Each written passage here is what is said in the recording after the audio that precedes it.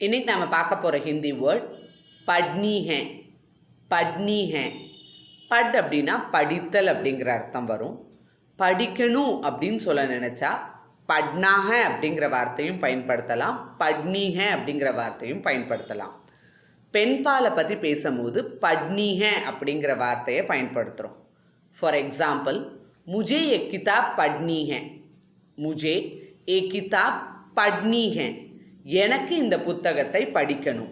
So இந்த இடத்துல இது ஒரு ஆணும் சொல்லலாம், பெண்ணும் சொல்லலாம். ஆண் சொல்கிறாங்களா பெண் சொல்கிறாங்களாங்கிறது முக்கியம் கிடையாது. சப்ஜெக்ட் முஜேங்கிறது காமன்.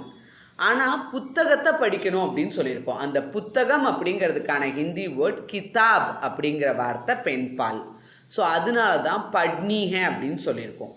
எனக்கு இந்த புத்தகத்தை படிக்கணும்னு யார் சொல்ல நினச்சாலும் முஜே ஏ கிதாப் பட்னி ஹே அப்படின்னு தான் சொல்ல முடியும். उसको रोज एक कहानी पढ़नी है.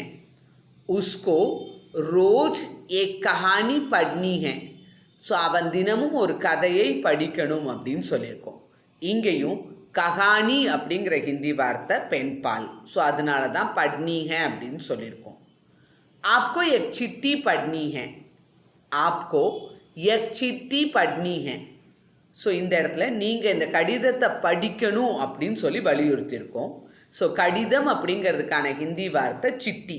ஸோ இது பெண்பால். ஸோ அதனால தான் பட்னி ஹே அப்படின்னு சொல்லியிருக்கோம். நீங்கள் இந்த கடிதத்தை படிக்கணும்னு யார்கிட்ட சொல்ல நினச்சாலும் ஆப்கோ எக் சிட்டி பட்னி ஹே அப்படின்னு தான் சொல்ல முடியும். தன்யவாத்.